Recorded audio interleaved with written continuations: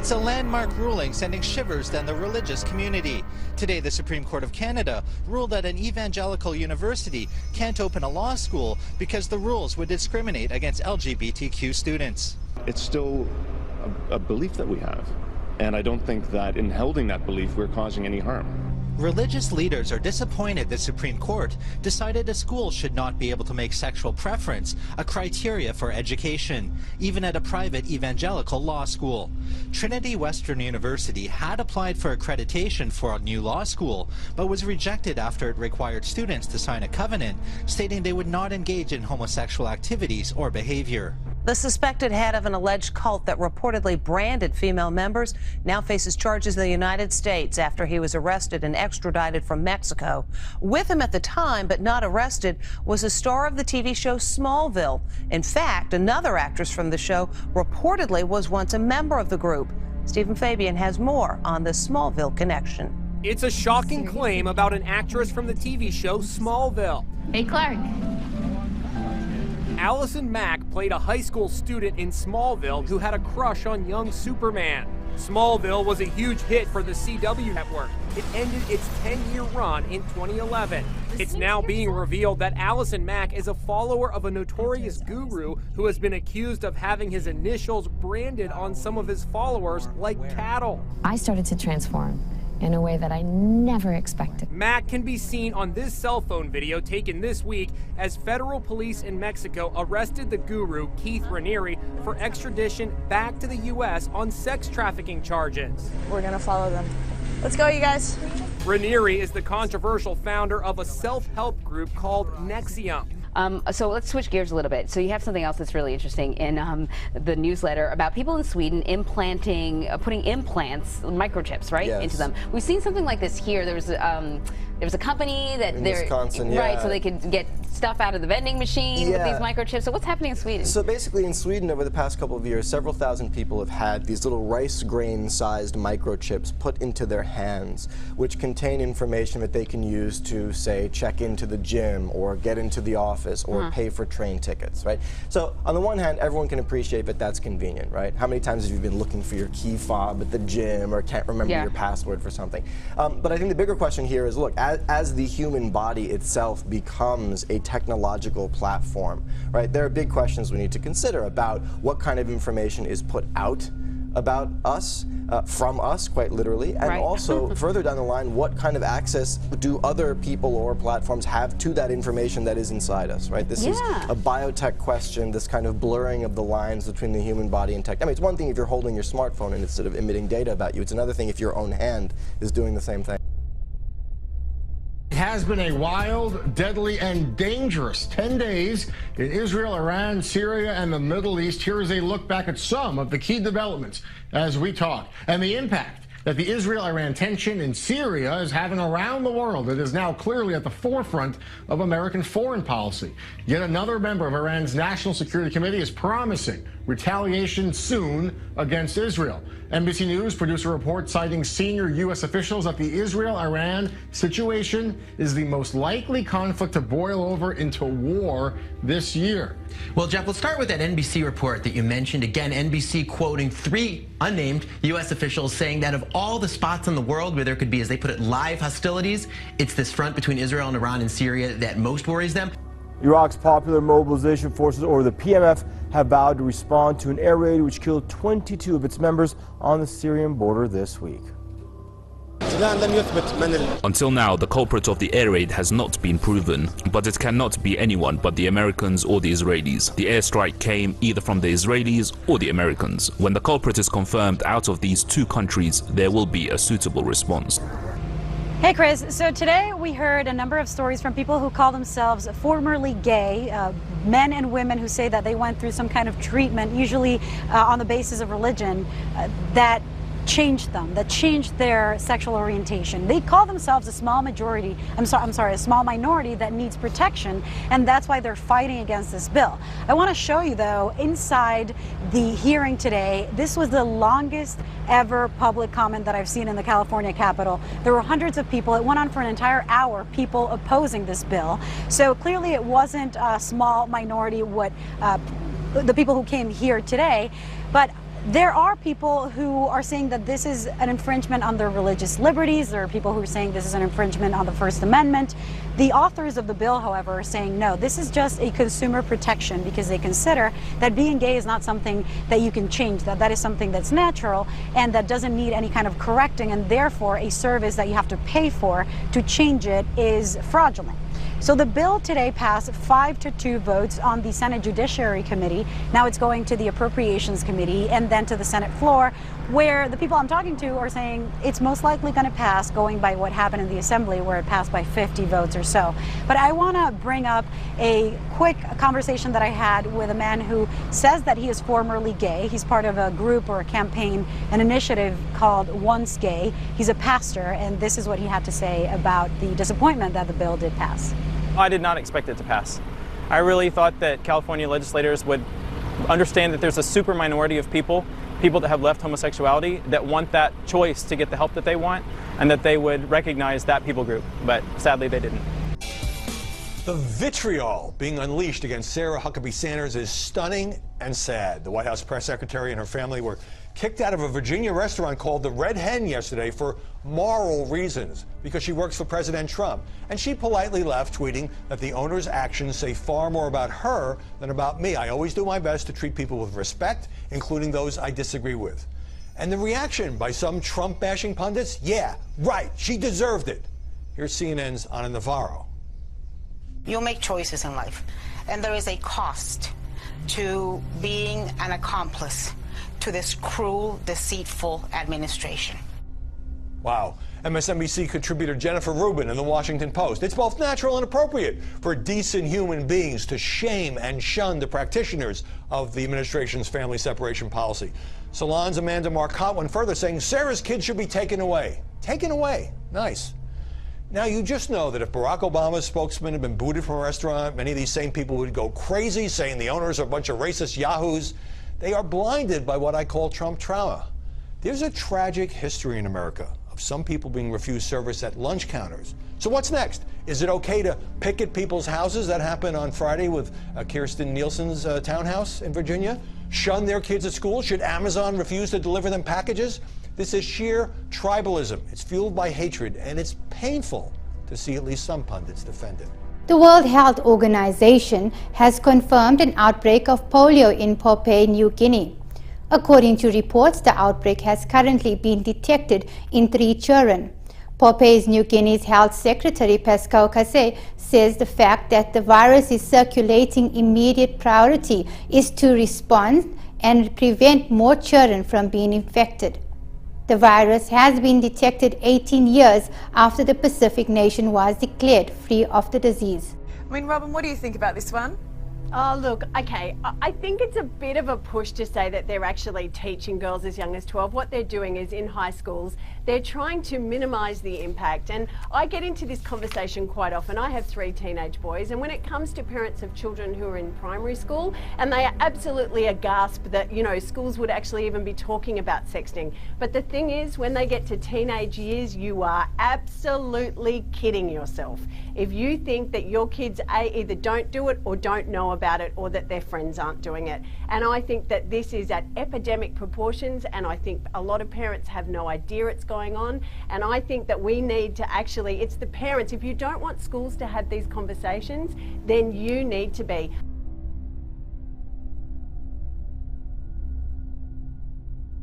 That summer scorcher and those wildfires that are raging out west. Right now, look at the map. At least 63 fires are burning in 13 states. And with dangerous heat coming, the situation will only get worse. One of those huge fires is burning in California's wine country. And ABC's Will Carr is there in Yolo County. Will, good morning to you. Good morning, Paula. There are more than 2,000 firefighters waging war on the county fire. Here it comes as fires are exploding in every western state. They're devouring land and homes with no end in sight. 63 wildfires now burning in more than a dozen states, all fueled by boiling temperatures, strong winds, and bone-dry conditions, leaving many in fear of losing everything. We're ready to go if we have to. I'm scared.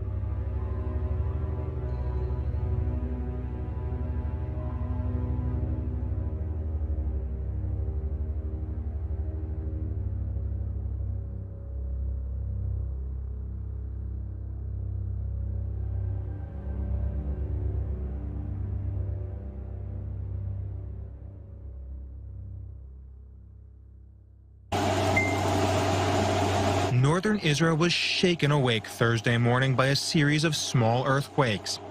Measuring at magnitude 4.1, these security camera videos show the streets heaving and shuddering. No one was injured, but residents say they were shaken. I felt the quake at 1:45 in the morning. I was sitting in my parlor when suddenly my chair started shaking and I heard the ground rumble with a loud boom. My wife runs, opens the door and asks me if I felt it. We absolutely felt it. I felt a tremor as I was sitting in my chair drinking coffee with my friends. We all saw the table shaking and we fled outside. Earthquakes are uncommon in Israel, but far from unexpected. The region undergoes a major earthquake every 80 to 100 years. The last big one was in 1927, and that quake killed more than 500 people. Israel is located on a massive fault line called the Dead Sea Transform, where the continental plates of Africa and Arabia meet. And every few generations, those plates begin to grind again. We don't have any indication that this swarm or this activity is telling us, okay, guys, within, I don't know, a few days or a month or so, the strong earthquake is about to come. We just know that the Dead Sea fault is active, and we should get prepared for the strong one. The question is, can Israel stand up to the next one?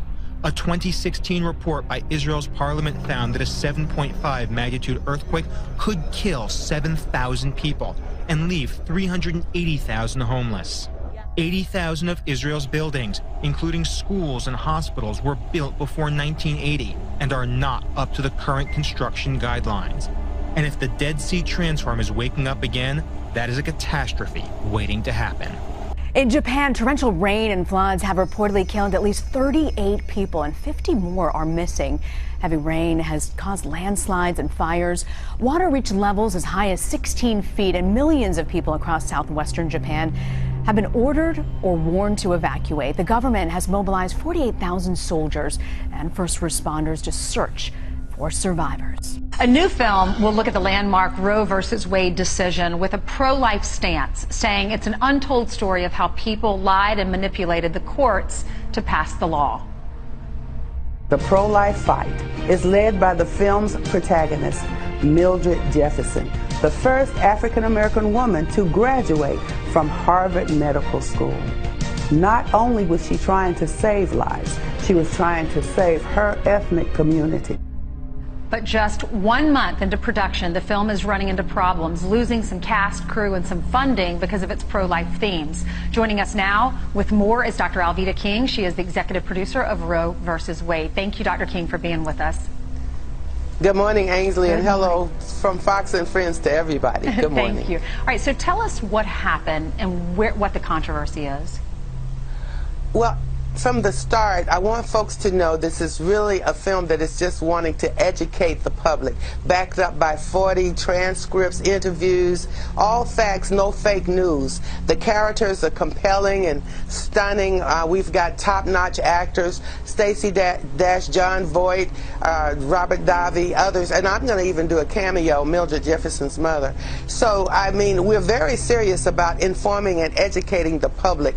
So much was twisted and turned around to past Roe versus Wade that even Norma McCorvey, who is another protagonist in the film, Norma McCorvey, who was the basis of Roe versus Wade, she became, she says, no, sanctity of life is important. I've been lied to. She was Jane Roe, and now she's pro-life.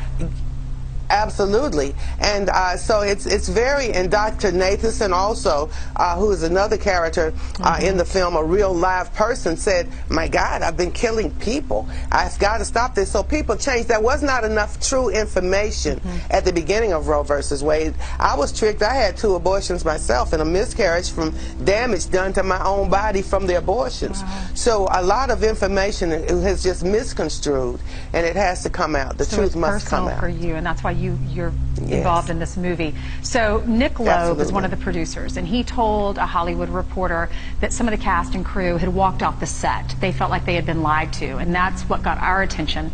So what are the facts there? Why did they walk off? Well, If you go to our original GoFundMe page, I think you showed a little bit of the clip at the beginning. We've always been very honest and open about what the project is. There have been no lies from the very beginning, not lies, not even half-truths. But what is happening, folks that are inside the set, inside the project, are getting pressure from Hollywood and from outside. They don't want the truth to come out. Welcome back. Well, an Arkansas pastor gave a motivational speech that included references to scripture to high school players at a summer football camp. But then the Wisconsin-based Freedom From Religion Foundation complained to the school, saying the pastor violated the Constitution. Your walk around downtown Phoenix is about to get a lot more colorful. Yeah, the city is joining a national trend, installing rainbow sidewalks to show support for the local LGBTQ community. John Patrick has more on the new project. Earlier this week, City Council voted unanimously to join the likes of Tucson and Seattle by adding a little color to the asphalt. The first crosswalks to get their new stripes, the Melrose District at 7th Avenue in Glen Rosa. It's an eclectic kind of neighborhood. It's very straight, artistic, and gay. Rainbow crosswalks at the heart of San Antonio's gay business district, now a reality. Just days before the Pride Parade, and that crosswalk going up the Main and Evergreen intersection, that's north of downtown, and that's where we find KSAT12's Garrett Berger this afternoon. So Garrett, give us an update. The news this morning, permanently proud. A township in New Jersey wants to make sure Pride is celebrated long after the month of June. Officials in Maplewood Township yesterday unveiled this permanent rainbow striped crosswalk. Maplewood is now the first town in New Jersey to feature the display of inclusion. Officials say they want the colorful display to serve as a permanent marker in their community. It's really nice to have like this on the street also, just so people, even if they're just visiting, they can see like, okay, that's what Maplewood says. Some residents there do worry that the colorful crosswalk will create a distraction for drivers. Maplewood now joins Philadelphia, San Francisco, and West Hollywood to create a crosswalk like that. You know, we see these award shows recently, and you've got all these celebrities that come up and they just bash the president, they bash the presidency, dropping F-bombs.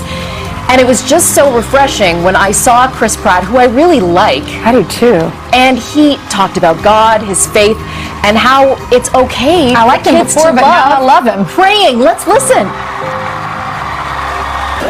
Number one, breathe. If you don't, you'll suffocate. Number two, you have a soul. Be careful with it. God is real. God loves you. Learn to pray. It's easy, and it's so good for your soul. People are going to tell you you're perfect just the way you are. You're not. You are imperfect. There is a powerful force that designed you that way. And if you're willing to accept that, you will have grace. And grace is a gift. And like the freedom that we enjoy in this country, that grace was paid for with somebody else's blood. Do not forget it. Number four. When giving a dog medicine, put the medicine in a little piece of hamburger, they won't even know they're eating medicine. Very deep. Very, very deep. He wrapped it all up by saying, hey, nobody is perfect. People are going to tell you you're perfect just the way you are, but you're not. However, if you are willing to accept that, you have grace, and grace is a gift. Awesome. Yeah, yeah.